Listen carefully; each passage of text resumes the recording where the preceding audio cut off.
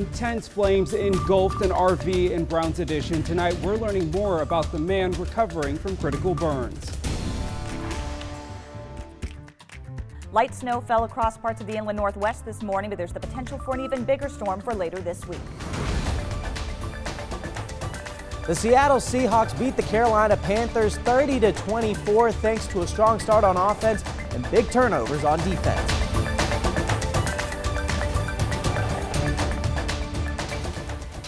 It's good to have you here with us. I'm Tim Pham. Let's get right to some breaking news. Troopers are investigating a head-on collision on Highway 195. Right now, the southbound lanes of 195 are blocked 6 miles south of Spangle. Washington State Patrol says one person was brought to Sacred Heart Medical Center. Their condition is unknown at this time.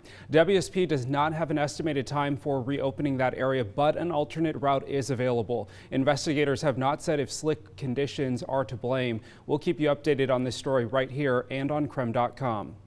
Meanwhile, check out Lookout Pass. This photo was taken this afternoon. Fresh snow blanketed the Idaho Panhandle and pockets of eastern Washington throughout the day, making for some slick travel conditions throughout the mountain passes. Many of us woke up to a dusting of snow in the Spokane area as well too.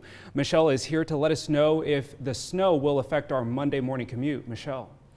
Well, we're not looking at any additional accumulating snow, but we've got what's on the roads out there right now. A lot of the main roads that were treated are pretty clear out there, but we could see some additional light freezing drizzle overnight and maybe even some flurries out there. And with temperatures the way they are, we could see some slick areas for our Monday morning commute. Let's take a look at Storm Tracker 2 Doppler radar and satellite. Now, right now the snow is out of the area, but we do have plenty of low clouds out there. And again, we could see a little bit of flurry or drizzle out of some of those low clouds. And with temperatures where they are, that could make for some slick roads. 28 degrees in Spokane, 28 in Coeur d'Alene. We did not get above freezing today. It's 30 in Deer Park, and same cold temperatures out in Moses Lake, down across the Palouse. Temperatures right now in the middle and upper 20s. So again, watch out for those slick roads tonight with some freezing fog, patchy freezing fog and freezing drizzle. Temperatures will drop down into the middle 20s into the lower 30s through tomorrow morning. Here's a look at the next 12 hours. Just kind of gray skies and cold temperatures as we see temperatures slip into the upper 20s. Tomorrow we'll see cloudy skies, a high of only 34 degrees. Maybe get a little bit of sunshine on Tuesday, boosting our temperatures up into the mid-30s, and the potential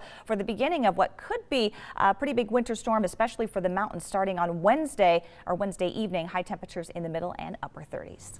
All right, Michelle, thank you. Well, we're learning more about a story we first brought you as breaking news last night. A Spokane man is recovering in Harborview's Medical Center's burn unit in Seattle after an explosion engulfed an RV in flames. Spokane Fire Department says a mechanical malfunction sparked the fire while someone was trying to repair the RV's engine. People at the scene told our crew that the man is well known in the Browns Addition community. And today, KREM 2's Brandon Jones went to Browns Addition and spoke with a neighbor who saw what happened. He's live there now. Brandon.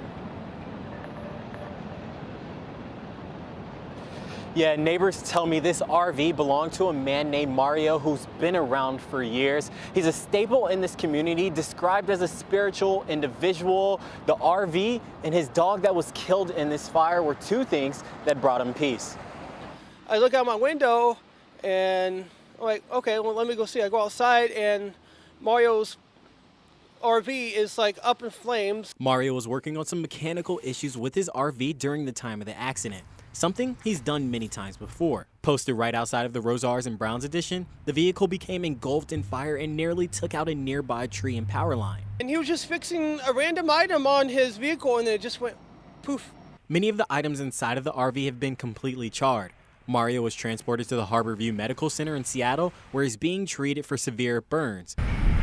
Unfortunately, his dog wasn't able to make it out.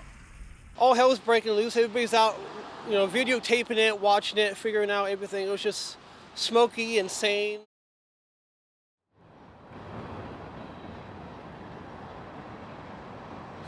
Yeah, there's apartments right across the street and the grocery stores right down there. I've been told Mario always kept an eye out for anything out of place because he loved this community that much. Spokane Fire Department was on the scene within minutes to contain the situation.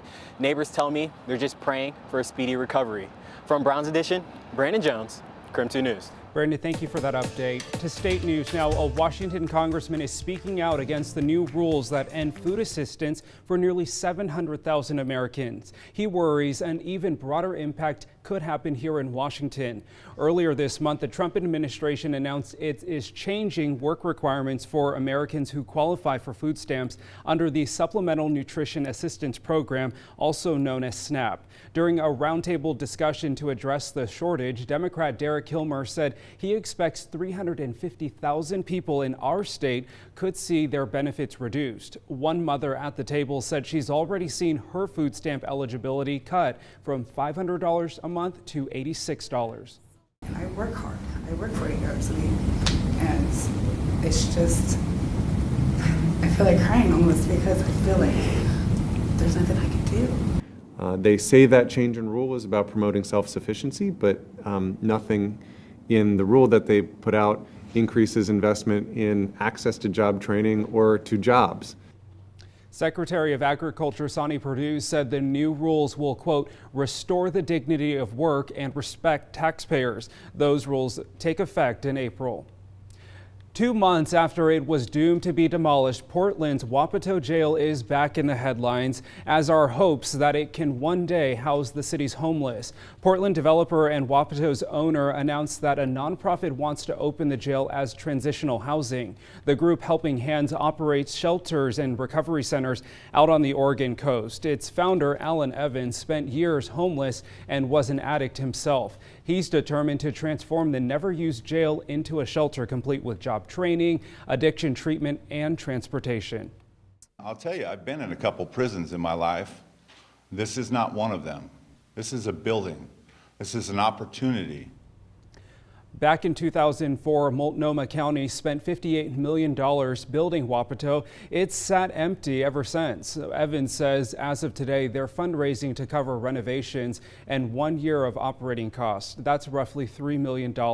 Schnitzer, who's covering part of the tab, says he'll give them 60 days. If it doesn't work out, he'll again move towards demolition. All right, on to sports now. The Seattle Seahawks likely needed to win its final 3 games this season to win the NFC division. They've got one of those 3 today against the Carolina Panthers, 30-24. Karthik Venkatraman joins us in studio now. Karthik, the team had a lot to overcome today. Yeah, the offense started out very strong, but sputtered after that. A banged-up defense came to the rescue, but things got a little tight in the end. We'll start with the fast start here. The first 3 drives for the Seahawks all resulted in touchdowns. The Panthers has one of the worst of the rush defenses in the NFL, and Chris Carson took advantage of that early. He found open holes and made Carolina pay. On top of that, the Seahawks were connecting on the deep ball that was set up by the run. This a play action, and Wilson finds his favorite target, Tyler Lockett. Then in the second quarter, Russell Wilson's going to drop back and he's going to find Josh Gordon for a deep, great catch. The flashes here, baby. Both deep bombs resulted in touchdowns. The first 3 touchdown drives were 75, 80, and 75-yard drives. They sustained success early, but then the offense punted 3 times and turned it over once in the next 4 possessions. But the defense came up big time when the offense sputtered. Up 20-7 at the end of the first half. Panthers driving, not anymore. Bobby Wagner gets an interception and Carolina comes up empty. Then in the third quarter, Panthers driving again. Poona Ford's going to get the tip on the pass, and KJ Wright gets the interception. And then on the very next Panthers possession, it's going to be KJ Wright again, stepping up and getting another INT. The defense helped keep this game at a stalemate more or less when the offense wasn't producing. What made this so impressive is 4 defensive starters were listed out before the game, and 2 other starters were injured during the game. Jadeveon Clowney, Michael Kendrick, Shaquille Griffin, Ziggy Ansah, all listed out prior to the game. Quandre Diggs and Bobby Wagner, both injured during the game and did not return. Of the guys I named, Pete Carroll seemed most confident that Ansah and Wagner are going to be back next week. This game took a little bit of a turn and got a little close at the end. The Seahawks were up 30-10 with a little over 7 minutes to go. Panthers score 1 touchdown. Okay, garbage touchdowns happen here and there, except the Seahawks then go 3 and out at only 20 seconds off the clock. Panthers got the ball back and scored in just over a minute. So now this is a one-possession game with pretty much a decent amount of time on the clock. Seahawks all of a sudden 3rd and 11 to convert and try and put this game away. Well, they get it and they don't risk the Panthers scoring again with all the momentum they had built up. Wilson finds his favorite target, Tyler Lockett, once again to finally put this game away. The Seahawks win 30-24. It was a really big accomplishment to get this win today, and it got a little tough at the end, but we did a lot of really good things today. A 2-3 series period there that we didn't get things going, which we really should have, and so we got to figure that out. We'll study the film on the plane, figure all those details out, and figure out how we can be precise. I mean, we scored, 30 points or whatever, and there's more out there on the field, and so that's what we're looking forward to. You know, we had a lot of momentum-changing turnovers. When you felt like they were kind of getting into the game, it was either a pick, a sack, something that happened, and so it's something that we could build on. The win matters because of what happened in the 49ers game today. They lost to the Atlanta Falcons after this game-winning touchdown from Matt Ryan to Julio Jones. So what does that mean? That means since both teams now have the same record and the Seahawks beat the 49ers earlier this year, the Seahawks are back in charge of the NFC West. The Seahawks control their own destiny to win the division now. If they win the last 2 games on their schedule and they both are going to be at home, then they win that division. Next week, the Seahawks take on the Arizona Cardinals, Tim. All right, Karthik, thank you so much. All right, still ahead tonight on KREM 2 News, 2 firefighters in Western Washington gave themselves hypothermia so they could save a driver trapped inside a submerged car. And get this, they went right back to work afterwards. The incredible story you have to see next.